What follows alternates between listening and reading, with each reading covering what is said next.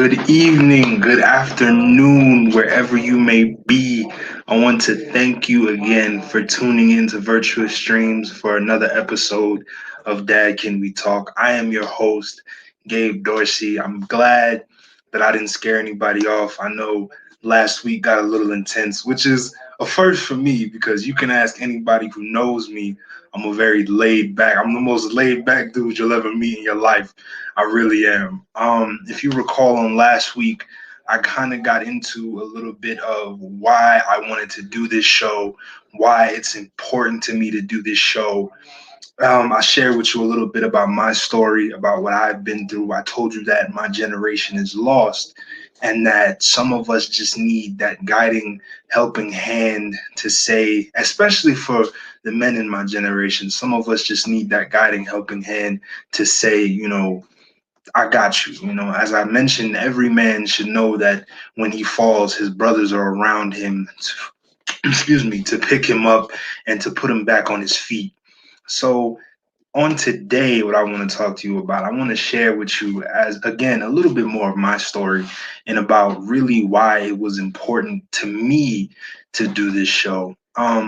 If you recall, on last week, I mentioned that I have two dads. And what I mean by that is my biological father and my mother never got married. Like, they never got married. I was primarily raised by my mother and my second dad, my stepdad. And what it did for me as a kid, and I'm going to share this with you because this is my perspective on things and why Dad Can We Talk is so important to me, because growing up, I had two very different perspectives in my life growing up, two drastically different perspectives. Because on the one hand, my father, my first dad, my father, my biological father, he was all my life, he's really been my friend. He's one of my best friends. I have no problem telling you that. And don't take it the wrong way, because it's not a jab at my dad, but it's just he did not have he was not the primary person that raised me. Now, I got to see him on weekends. I got to see him for the summer. I got to see him for Christmas. So I don't want you to get the idea that my father was just never in my life. That's not the case. But there were times that he was not there. One of my earliest memories is I had to have been about 5 or 6, and my mother had been on and off the phone with him all night. And I was sitting in front of the window of our apartment at the time, just looking at, just waiting, knowing my dad was coming. And the unfortunate reality is my mother had to come to me to tell me, you got to take your stuff off. Your dad's not coming. And this is something that happened numerous times over the years in my life. And what it does to you as a kid is it really messes you up. It messes you up. Now, at the time, I may have been too young to understand. My dad might have been working. Circumstances may have arisen, but it hurt. It hurt. And what I realized is that nobody around me really understood what I was dealing with. I had my mom, but she really couldn't process it because her father, my grandfather, may he rest in peace, was there during all those developmental years that are crucial to a child. She had her father, she had him to impart his wisdom, to impart his advice, to be there, to give her that helping hand. And I did not always have that from my father.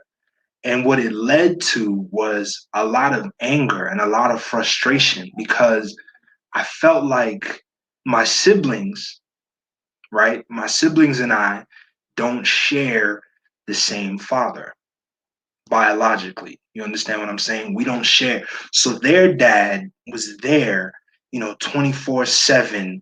He was there, band rehearsal, band recital, concerts, performances, stuff like that, basketball games. My little brother played football games.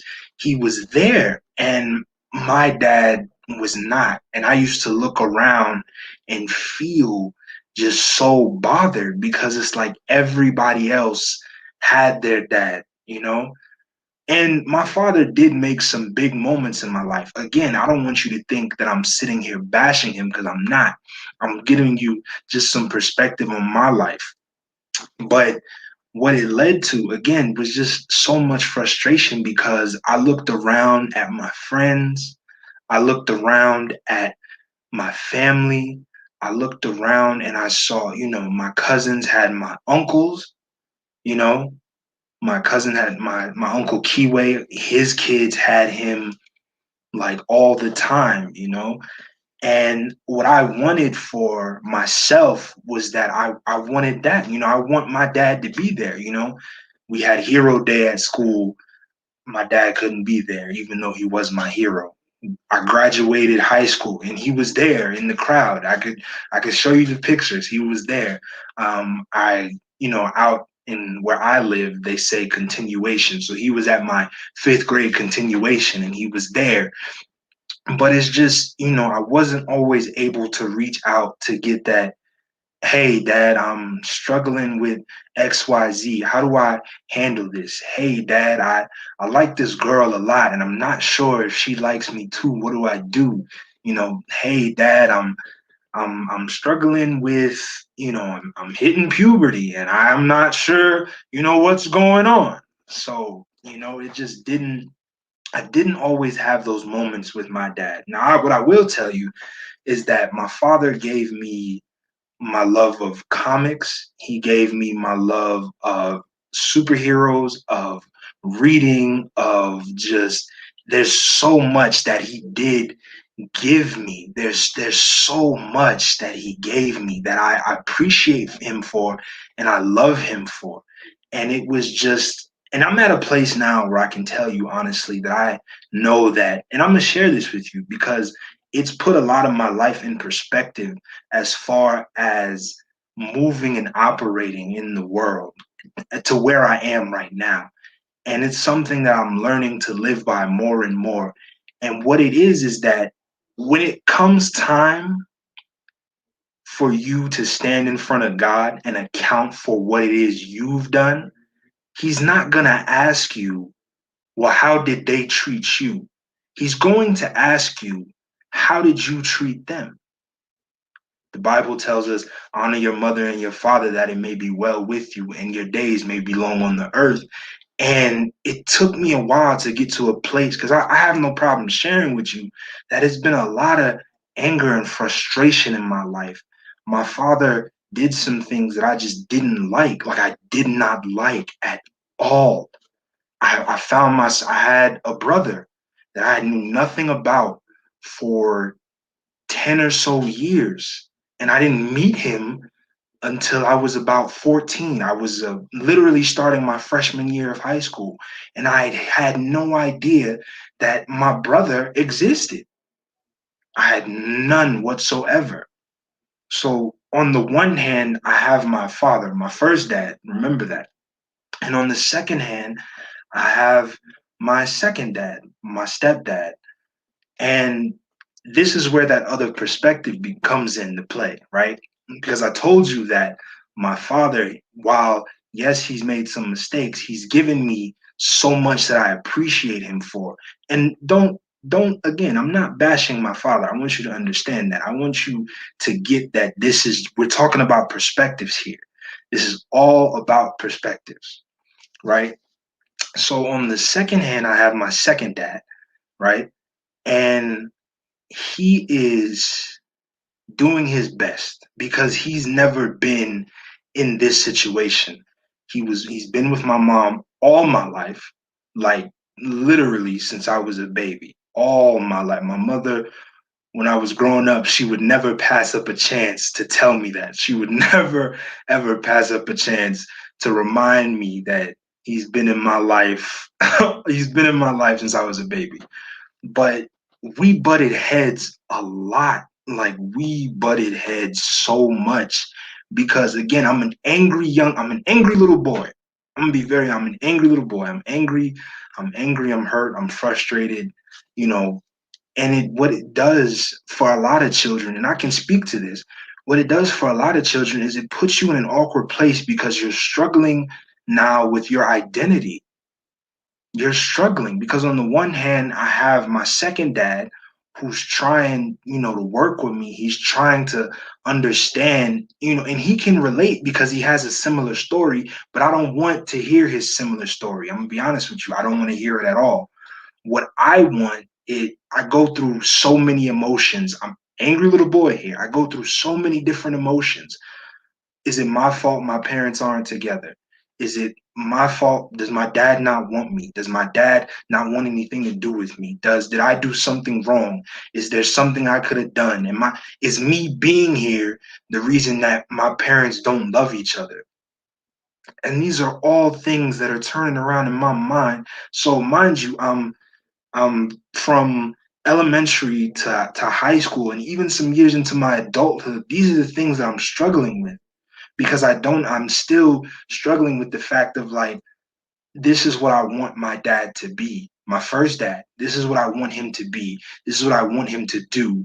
This is how I want things to be. And struggling with the fact of this is not how things are.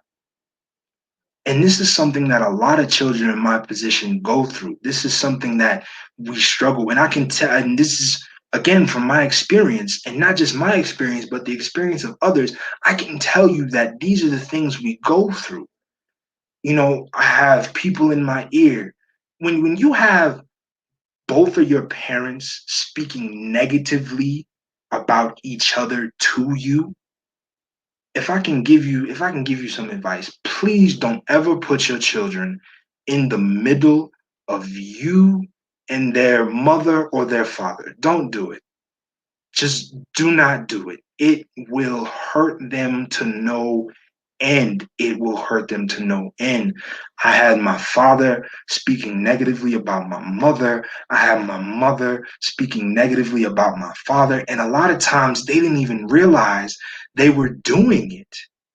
But here I am grappling with all these different things. I'm feeling all these different emotions because I don't understand. I don't understand. I got my mom saying one thing about my father. I got my father saying one thing about my mother. I got this and that. I got different family members telling me this and that. And the one person that kind of put life in perspective for me, which I love her for, is my grandmother. Because she would tell me, she would say, Gabriel, you can't let anybody say anything bad about your mother or your father. They're your mother and father. You have to love them, you have to appreciate them, and you have to respect them. She would say, I didn't let anybody say anything bad about my father. I didn't let anybody say anything bad about my father. And so throughout my life, throughout the course of my life, I would find myself getting into it with my father, my first dad, getting into it with my second dad, because I'm just angry. I'm so angry. And I don't mind telling you that my second dad, and he knows this, he can attest to this. He's strict. There are times throughout my life that he was harsh. I don't have a problem telling you that. He was harsh. But the reality of the situation is that he was trying to navigate, how do I raise someone else's son? And it's taken us a long time to get to a place where, because I've said some things I had no business saying, I've done some things I had no business doing, and it's taken us a long time to get to a place with both of my dads where we have solid relationships. But the road to get there was filled with so many ups and downs. It was filled with so many arguments and so many, you know, I don't like that you did this and I don't like that you did that. And everybody would love to point the finger. I know everybody, when it comes to taking responsibility, everybody loves to point the finger. The reality is that we do. It's not my fault, it's so and so's fault. It's not my fault, it's that person's fault. It's not my fault, it's this person's fault. But the truth is that throughout the course of my life, I just wanted somebody to say, and this is something I wouldn't get to years down the road. I just wanted somebody to say, I'm sorry. I'm sorry. I wanted to hear my father say it. I just wanted to hear him say, I'm sorry. I messed up. I'm sorry. I'm a grown man, okay? In the world, I'm a grown man. I'm 22 and I was still even before that, I was still looking for my father, because the reality of my dad is he could be, I knew he could be, because I'd seen it. I knew he could be what I wanted him to be. I'd seen it before. But the reality is that's not who he was at this time in my life. And I didn't want to come to terms with the reality. You understand what I'm saying? I knew, because there was a time in my life my dad was on top of it. Plane tickets to come see him, to come visit him and my sister, to come spend time with him, send me to my grandparents. I knew that he could be that way. And I came down so hard on him because I wanted him to still be that. I got into a knockdown, drag out fight with my dad. And I was horrified, because that's something I never wanted in my life. Here I am. I have these two men in my life who have each imparted to me so much wisdom, so much knowledge, who have each blessed me with the things that made me the man I am today, the man that sits in front of you. And yet I'm angry with both of them.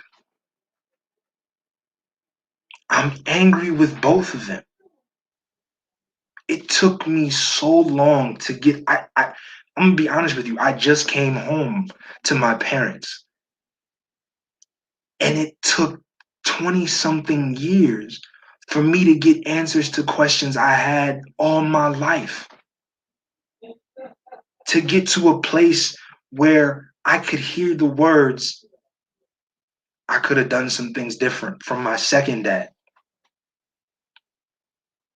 to hear the words, Gabriel, I messed up. I'm sorry. I should have done XYZ, from my first dad.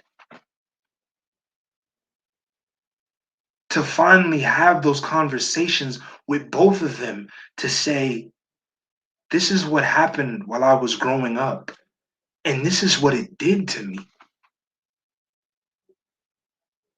Because I know some of you might think that your children aren't keeping track of things, but I promise you they are, because even when I was growing up and I had left home and had convinced myself I'm gonna be fine, I was still battling the same demons that I was battling when I was younger.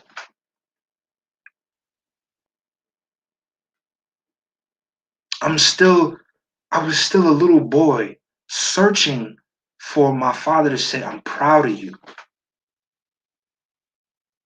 To say, I'm proud of you, son. And again, I want you to understand that I'm not bashing my father. This is purely my perspective. This is purely from my experience. And it's not that my father wouldn't, throughout the course of my life, say, I'm proud of you. And it's not that he wouldn't encourage me, because that's not the truth.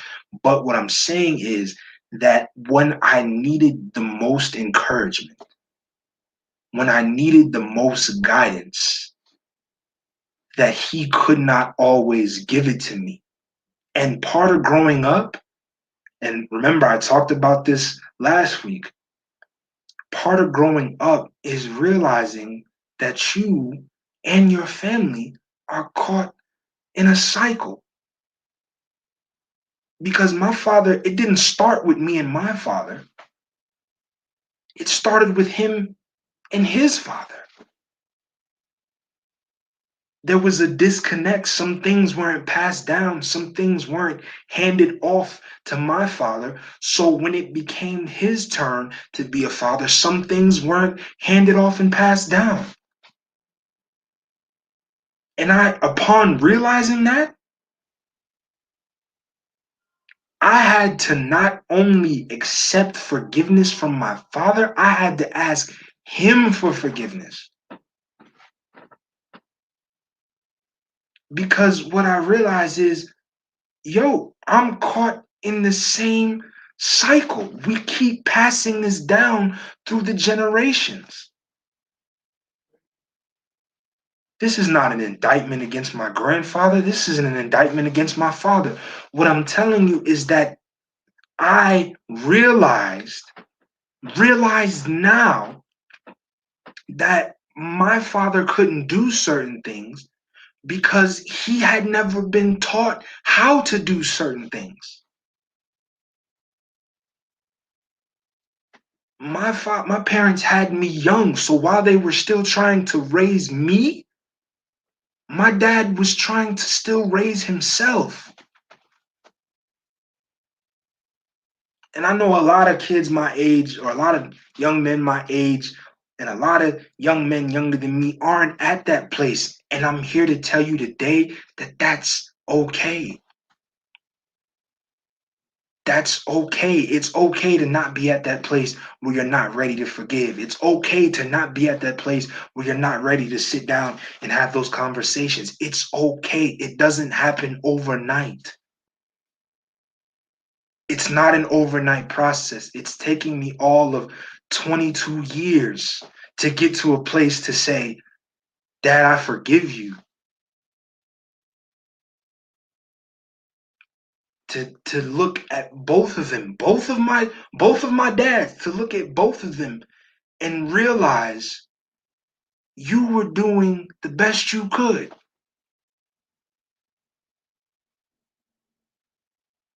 You were doing the best you could with what you were taught.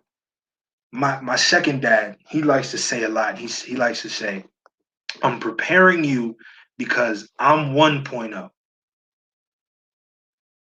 And he'll say, you're going to be 2.0. The things that we did to raise you, my mother and he, the things that they did to raise me may not work with my kids, but the goal is to keep equipping generation after generation so that it continues to improve. I could have just as easily, because let's be honest, it happens. I could have just as easily said, I'm not doing this show. I don't forgive my father. I don't forgive my second dad. I don't forgive either of them. And I would have gone on to inflict the same pain upon my own children, to inflict that same, to pass down the same demons to my own children. Now, my sons, wrestling with the same pain, pass it down to their sons. But I had a decision to make. And that decision is I can either continue on the way I have been, continue on like this, carrying those same generational curses, or I can stop right here and say, no, this is where we begin to unlearn. This is where we begin. I have to unlearn. I have to unlearn. Because again, when it is my turn to stand in front of God, He's not going to ask me, well, what did your father and your second dad do to you? No, He's going to ask me, what did you do to them? Because the reality of the situation is we all have to answer to God for our actions. I recently just had a conversation with my second dad, and he told me, he said, believe, son, everything that I've done, I will have to answer for. If I've done something wrong to you, I will have to answer for it. So I know we want to walk around, we want to hold grudges, we want to say, you know what, I ain't gonna never be like that man. I'm not doing things the way he do it. I'm not. Can I tell you something? Can I tell you something? The hardest thing I've ever had to do was realize that for all the ways I condemned my father, for all the ways that I sat and said I'm never gonna be like him, I had to come to terms with the fact that I had some of his ways and his habits.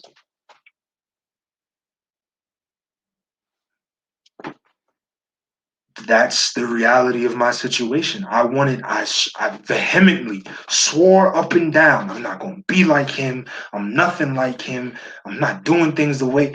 And here I am denying the fact that I'm my father's son. Of course, I'm going to be just like him in some ways. Of course I am. It's just going, it happens. And that was the first step on this journey, was realizing you are your father's son, Gabriel. Of course you're gonna be like him in some ways. But here's the beautiful part. Once you recognize, and once I recognized that I had his habits and ways, I get to pick which habits and ways I keep.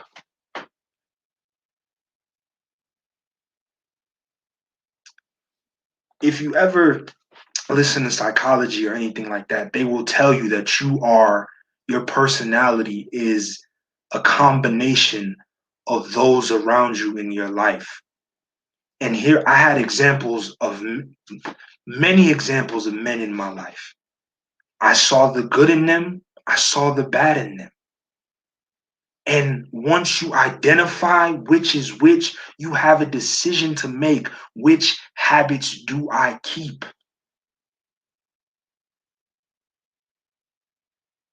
Which habits do I keep? Because the reality is, I know you've heard this before, that which you judge, you become. And it wasn't my place, and it still isn't my place to judge my father, to judge my second dad, to judge my uncles, to judge any man in my life. It's not my place. But because they've instilled so many different things in me, I have a choice of which habits to keep. I have a choice. Every man has a choice. Which habits do I keep? Because the reality of my situation was that I did not fully want to accept. The first step is acceptance. I promise you, once you get past that first step, it gets a little easier. I did not want to accept that I may be just like my dad. And I have no problem telling you this. When my mother was upset with me, and she would look at me and she would say, "You're going to end up just like that man." She would say, "You're going to end up, you acting like that man, Gabriel. You acting just like that man right now." And what that did to me was, it made me angry. How dare you? How dare you say I'm acting just like him? I'm not like him. But what we as men don't realize is the more we fight against something, the more we become that something. I fought so hard to distance myself from all my father's negative characteristics that I wound up absorbing them.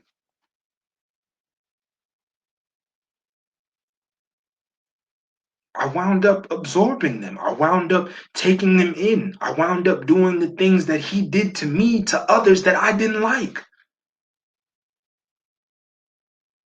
People say this all the time, and it took me to get to this place to realize how true it is. But hurt people hurt people. I'm sure you've heard that before. Hurt people hurt people. I was just passing on hurt. It's no different from passing down hurt through generations. I was just passing along hurt to those around me. I was hurt. So what did I do? I just handed off the hurt to those around me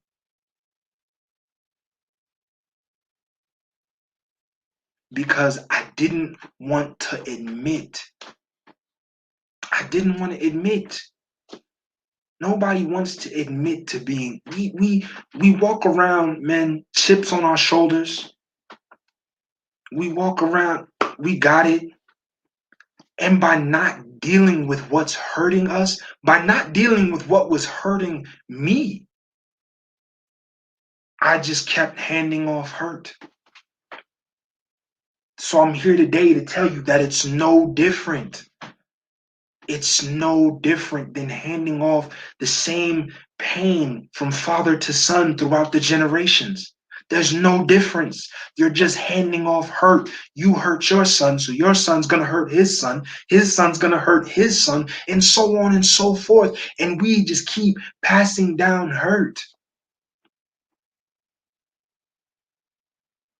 It took me so long to get to this place to say the hurt stops with me. How do I heal from this? How do I grow from this? How do I get out of this place where I'm so bent on I'm not going to be like my father. I'm not. To get to a place where I love my dad. I love both of them. Because it's not for them. I'm here to tell you, you cannot change the past. You can't. Me going on this journey wasn't about thinking I could go back and fix everything that happened in my past. That's not what this is about. But it was about I can no longer walk around with this hurt, with these feelings and think that I'm going to be okay. You're not going to be okay because unless you start to heal and grow, and I know I keep saying it, but I'll say it again, you're going to just keep passing down hurt. People pass away all the time with unresolved issues, unresolved feelings. I never got to say such and such and such to so and so. I never got to say this and this to my old man. I never got the chance to say, this is what it made me felt. The conversations are painful. Believe you me, I know they're tough to have, but they're necessary. The hardest thing, one of the hardest things I ever had to do was sit across a table from my mother and my second dad and say, listen, this is what went on. This is how it affected me. And this is why it hurt. Do you know how hard it was to pick up the phone and get on the phone with my father and say, listen, dad, this is what you did while I was growing up. This is how it hurt. And please, I'm not saying that every parent is going to react like mine did. I know that. But I'm here to tell you, as long as you get it off your chest, they may not accept it. You may never get a straight answer. You may never get the answer you want. Believe me, my mother gave me the truth. My father gave me the truth. My second dad gave me the truth. I may not have liked the answers, but it was the truth. And I respected that because it allowed me to say, okay, now I can begin to heal myself. You cannot change the past. This show is not about changing the past. I can't promise you that you're going to get on here and every situation in your past is going to be rectified. But what I can promise you is that if you have these conversations, what it will do for you will be to let go of all that weight on your shoulders. Some people go well into their 30s and 40s and 50s still carrying things. Well, daddy did this and mama did that and granddaddy did so and so did this to me. And you don't know. I may not fully understand the pain, but I know from experience that unless you begin to let it go and let that weight fall off your shoulders, you're only going to continue hurting yourself. I'm gonna be very honest with you. I know a lot of young men in my generation are in a rush to go and have children because they think that a child is gonna fix things, that having a child will teach them how to love themselves. No, all you're going to do is inflict upon your child every single hurt that was inflicted upon you. And before you think I'm making stuff up, it affects your relationships. It affects how you process things. It affects how you handle things. It is a constant presence in your life. You're walking around with this weight on your shoulders. I was walking around with it on my shoulders, trying to convince myself I'm okay, and it's dragging me down. Because the reality is, when I was younger, could I have blamed everybody else? Maybe, probably. But I'm at an age now where I have to take responsibility for myself. I have to take responsibility for my actions. So I can't walk around saying, well, you know what my father, and you know what my mom, and you know what my second dad. No, at this point in my life, at this point in my journey, it's on my shoulders. It's up to me. The first part of healing is acknowledging the pain. The second part is realizing that it cannot be an excuse. It can no longer be an excuse.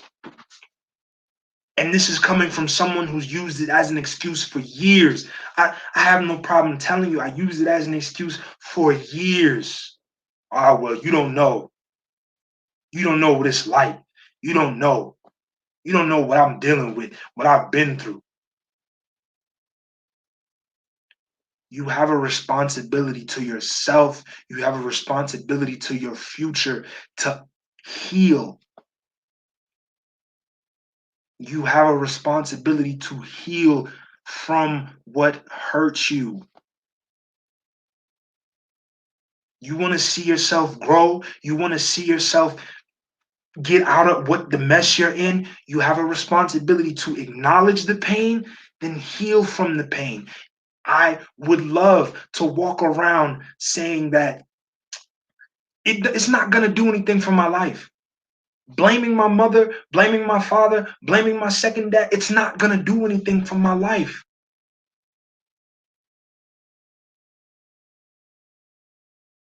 I'm out of their hands now. I have to take responsibility for what I do. I can't use the pain as a crutch forever. I can't get away with saying, oh, well, you know, such and such happened to me. I can't do that forever. But if I want to get to a place where I'm healing, I'm growing, I'm doing those things in my life that I wanted to do, that weight has fallen off my shoulders. I have to take responsibility for my life now. Bible says, when I was a boy, I act and spake like a boy. When I became a man, I put away childish things. My childhood is what it is. The past is what it is. But in order to get to the future that I know I can have, it has to start with healing. You gotta put it down. You have to put the baggage down. If I leave you with nothing else today, please put the baggage down. Take it off your shoulders. Get rid of it. Release it. Even if your parents don't react the way you want them to react, even if they can't accept that what they did to you hurt you, get it off your chest. Take it off your shoulders. Put the baggage down. Put it down. Because in the long run, it's going to hurt you. It's going to hurt you. And I know because I let it hurt me. You got to put it down. You have to put it down. If I leave you with nothing else today, I want you to understand, put the baggage down. Take it off. Let it roll off. Let it slide off your shoulders. Take it off. It's not doing anything but harming you. And you're going to continue to pass that same baggage down through the generations. If I can advise you of nothing else, again, put the baggage down. I want to thank everybody for tuning in today. I hope that you were blessed by today's show. I hope that it touched you and it did something for you. And again, I want to thank you for joining me here on Virtuous Streams. And I hope that you come back to join me again next Tuesday, right here, for another episode of Dad Can We Talk. Be blessed.